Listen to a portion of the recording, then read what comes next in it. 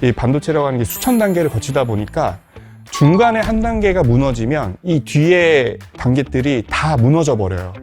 그렇기 때문에 중간중간에 이게 우리가 제대로 만들어졌는지를 확인하는 게 굉장히 필수적인 단계입니다.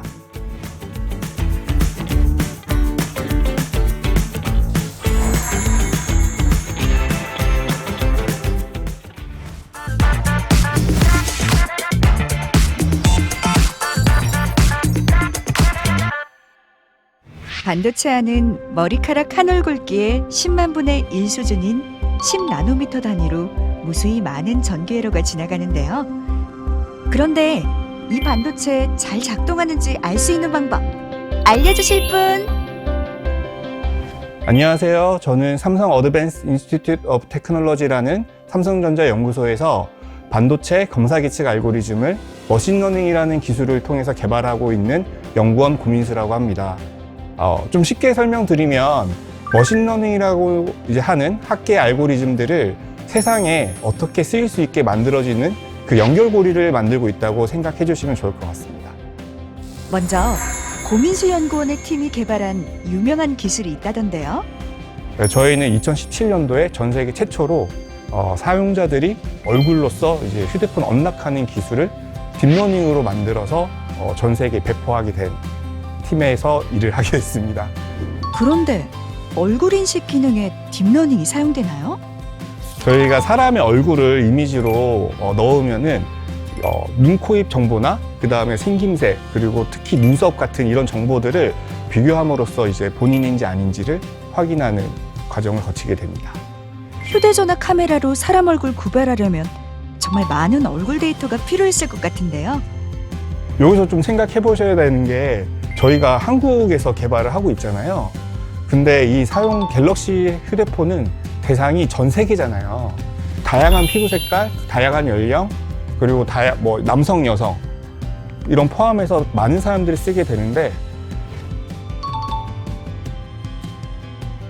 저희는 심지어 쌍둥이들도 섭외를 해서 한국 쌍둥이, 외국인 쌍둥이들 이렇게 섭외를 해서 그것도 데이터를 취득을 했고 그렇게 해서 이제 보안성을 높이는 작업들을 많이 했었던 것 같아요.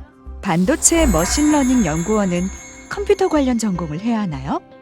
저는 학부, 석사, 박사 다 이제 수학을 공부했습니다. 이게 세상에 뭔가 어떻게 쓰일 수 있을까 이러한 걸 해보고 싶다라는 생각을 많이 했었고 이제 머신러닝이라고 하는 거를 접하게 되면서 이렇게 또 삼성전자에 입사를 하게 됐고요. 그럼 머신러닝 연구원은 컴퓨터를 잘 다룰 필요는 없는 건가요? 대학교, 대학원에서의 수학은 좀 더 높은 레벨의 문제를 풀고 있잖아요. 그래서 컴퓨터로 문제를 풀어내기도 해요. 그런 과정을 하면서 자연스럽게 코딩을 배웠던 것 같습니다. 여기 반도체 연구소에는 수학 외에도 다양한 학문을 전공한 사람들이 있다는데요. 저희 연구소에도 저랑 같은 수학 공부를 이제 박사까지 하신 분들이 굉장히 많고요. 물리학을 전공하신 분도 굉장히 많고 화학을 전공하신 분도 굉장히 많아요. 그러니까 반도체라고 하는 게 과학기술의 집결체예요. 그럼 고민수 연구원님은 반도체 연구에서 구체적으로 어떤 일을 하시는 건가요? 머신이라고 하는 이제 제조 공정에서 사용될 수 있는 알고리즘들을 만들고 있고요. 반도체 공정이라고 하는 곳에서 저희가 분량이 있다 없다, 그 다음에 이게 어떤 수준으로 원하는 만큼 잘 만들어졌는지 이런 것들을 확인할 수 있는 검사 계측이라는 알고리즘을 개발하고 있습니다. 그런데 얼굴 인식 개발할 때는 딥러닝, 이번엔 머신러닝. 도대체 뭐가 다른 건가요? 이제 머신러닝이라고 하는 개념은 말 그대로 머신이 스스로 학습을 해 나가는 알고리즘이에요. 그래서 데이터가 주어지면 스스로 뭔가 목적을 찾아가게 만들어내는 그 과정을 거치는 그런 알고리즘 전체를 통칭해서 머신러닝이라고 하고요. 딥러닝은 특별히 저희가 뇌신경망을 연결한 것처럼 정보의 처리 과정이 점점 딥해지는 거라고 생각하시면 될 것 같은데. 네? 정보 처리 과정이 깊어진다는 건 어떤 의미인가요? 저희가 이미지로 좀 생각을 해볼게요. 제 얼굴이 있다고 생각을 하면 이 얼굴 사진에 가까운 데서는 텍스처 정보들을 조금 이렇게 많이 추출해내요. 처음에 저희가 딱 이렇게 들어오는 정보량은 사실은 다 픽셀들이거든요. 그 안에서 저희가 뇌가 프로세스를 거치면서 처음에는 그냥 색깔, 그냥 점이다가 아, 이게 사람이구나. 그리고 이게 좀 더 깊어지면 갈수록 보는 정보의 크기가 커집니다. 그렇다면 반도체 제조 과정을 검사, 계측하는 머신러닝 알고리즘은 어떻게 만들어지나요? 이제 반도체 칩들이 엄청나게 많은 양이 한꺼번에 생산이 될 거잖아요. 그러다 보니까 일부 데이터만 샘플링을 하게 되고 그 데이터 수집 단계에서는 그 샘플링된 데이터들이 저희가 분량을 확인할 수 있는 그리고 잘 만들어졌는지 측정할 수 있는 그런 것들을 막 모아놓고 그다음 그 데이터들을 저희가 이제 처리를 하게 됩니다. 제일 중요한 과정은 문제 정의를 제일 먼저 하고요. 그 다음에 이 문제를 해결하기 위해서 데이터 수집을 하고 그다음 데이터 분석을 진행을 합니다. 그 데이터 분석을 통해서 우리가 이 문제를 어떤 식으로 해결해야 될지를 좀 가이드라인을 잡고 그 다음에는 저희 이제 기존에 나와 있는 알고리즘들로 먼저 만들어 봐요. 이 알고리즘들이 해결하지 못하는 부분이 어떤 거냐. 그럼 이제 그 문제를 저희가 집요하게 파고들기 시작하는 거죠. 이 문제가 사실은 그냥 현상이거든요. 이 현상들을 통합하는 어떤 정보가 뭐냐를 찾는 게 사실 가장 핵심이에요. 그거를 해결하는 과정이 알고리즘을 개발하는 과정이고 이렇게 알고리즘 개발이 되고 나면 바로 쓸 수 있는 게 아니라 이 알고리즘이 정말 안정적으로 동작하는지 또 장시간의 검사 기간을 거치게 됩니다. 몇 개월 동안 이 알고리즘이 정상 동작하는지 문제는 있는지 없는지 이 과정을 꼼꼼하게 검사를 하게 됩니다. 반도체 머신러닝 알고리즘. 정말 복잡한 과정을 거치는데 어려운 점이 있다면 무엇일까요? 휴대폰이 생각보다 엄청 비싸잖아요. 왜 그럴까요? 작아서요, 작아서. 이만한 손에 들어올 수 있는 작은 디바이스를 만들다 보니까 반도체 칩은 더 고도화되죠. 왜냐하면 설비가 조금 바뀐다거나 측정 조건이 바뀐다거나 좀 디자인이 바뀐다거나 이런 것들에서 기존에 잘 쓰고 있던 알고리즘들로 해결이 안 되는 경우들이 많습니다. 그래서 상당히 어렵고 앞으로도 할 게 아직 많이 남아있는 분야라고 생각합니다. 열심히 공부하세요. 공부하시고 꼭 오셨으면 좋겠습니다. 네. 연구원님과 함께 일하고 싶다면 어떤 공부를 하면 좋을까요? 사실은 수학은 과학의 언어예요. 그러니까 반도체도 물리학도 쓰이고 화학도 쓰이고 광학도 쓰이고 이렇게 많은 이론이 쓰이는데 결국 이 과학을 쓰고 있다는 것 자체가 수학이라는 언어를 다 쓰고 있는 거고요. 행렬은 데이터를 처리하는 가장 기본적인 형태라고 표현할 수 있을 것 같아요. 그 다음에 특히 이제 통계 쪽 정보들을 굉장히 많이 쓰고 있습니다. 행렬은 직사각형 모양으로 수를 배열하고 괄호로 묶은 것으로 가로로 배열된 줄을 행, 세로로 배열된 줄을 열이라고 하는데요. 이 행렬을 이용하면 많은 수의 배열을 하나의 기초로 나타내 계산을 간편하게 할 수 있죠. 예를 들어볼까요? 왼쪽 표는 B사와 M사 각각의 햄버거와 음료의 가격이고 오른쪽 표는 지구와 우주가 구매할 햄버거와 음료의 개수입니다. 위 두 개의 표를 행렬로 이렇게 나타낼 수 있죠.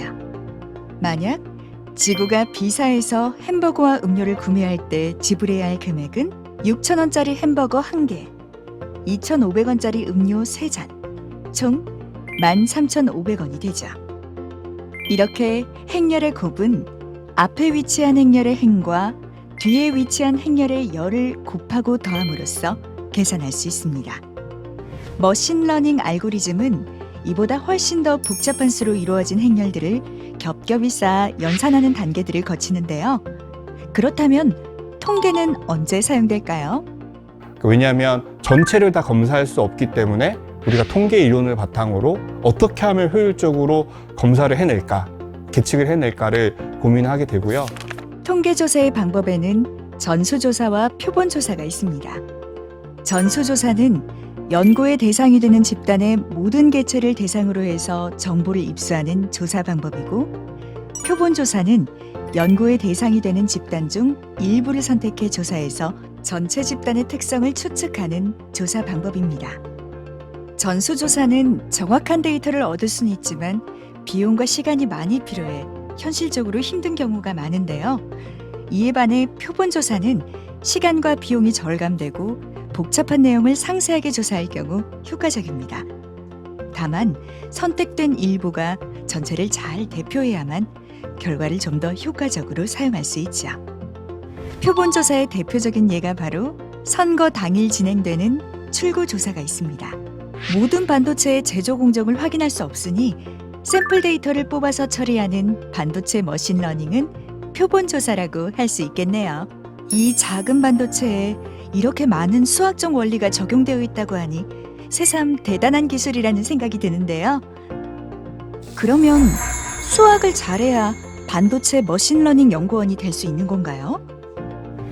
예, 제가 수학을 하면서 느꼈던 거를 조금 설명을 드리면 그 근거를 우리가 논리적으로 될 수 있느냐, 그리고 그 근거를 명확하게 찾아내고 그 근거들을 연결해서 목적지에 다다르는 게 수학 공부였습니다. 예를 들어서 양변에 A라는 변수로 나눴어. 근데 그럼 처음에 우리 그냥 나눴으니까 나눠지겠지인데 나중에 되면은 0으로 나누면 안 되거든요. 얘가 0이 아니라는 조건이 반드시 붙어야 돼요. 그런데 여기서 나누는 수 A는 0이 아니라는 조건은 어떻게 나온 걸까요? 고민수 연구원님의 설명대로 증명해 나가면 AB와 AC가 같다고 할 때 B는 C가 되겠죠? 하지만 이때 A가 0이면 어떤 수를 곱해도 0이 되기 때문에 B는 2, C는 3이어도 등식이 성립하게 됩니다. 그러므로 A가 0이 아니라는 조건이 있어야 양변을 같은 수로 나눠도 등식이 성립한다는 것을 알 수 있습니다. 그런 거 하나하나의 근거를 만들어내는 게 그게 논리적 사고를 기르는 과정입니다. 네. 반도체 머신러닝 연구원. 앞으로도 많이 필요한 직업일까요? 매우 밝다고 봅니다. 네. 왜 매우 밝다고 보냐면 저희 사실 그 AI가 사람을 지배한다 이런 이제 이야기들도 나오고 그런 영화들도 나오고 AI가 벌써 사람에게까지 도달하지 않았을까 하는 공포감도 가지고 있는데 사실 아직 멀었다고 저는 생각을 하거든요. AI 연구자로서 여전히 가야 할 길이 많아요. 해결해야 될 것도 많고. 네. 그렇다면 머신러닝과 딥러닝, 우리가 일상생활에서도 사용하고 있는 걸까요? 사실 지금 많이 들어가 있어요. 휴대폰 보면은 누구 이런 것도 이제 사진에 같이 막 태그가 달리잖아요. 이제 그런 것들도 사실은 다 딥러닝들이 쓰이고. AI와 인간한테 vs 누가 이길까요? 네, 제가 틀릴 수는 있지만 저는 사람이라고 생각합니다. 네, 누가 AI를 상상해냈을까요? AI가 쫓아온다? 사람은 그걸 뛰어넘는 상상을 해낼 거라고 저는 믿습니다. 네. 인간에 대한 강한 믿음을 바탕으로 인공지능 알고리즘을 연구하고 있는 고민수 연구원. 수학 모두가 공부하라고 얘기하고 싶지는 않아요. 사실 내가 이 적성이 아니고 다른 적성이 맞다 그러면 그곳을 끝까지 가보라는 얘기를 해드리고 싶고, 근데 정말 내가 이걸 하고 싶은 분야인데 어렵다 그러면은 질문을 많이 하세요. 어떻게 해결할 수 있을까? 어떻게 쉽게 생각해낼 수 있을까? 그 과정들을 통해서 이제 트레이닝이 되는 것 같고요. 그 결과에 좋은 결과까지 도달하는 것 같아요. 끝까지 도전하십시오. 파이팅입니다.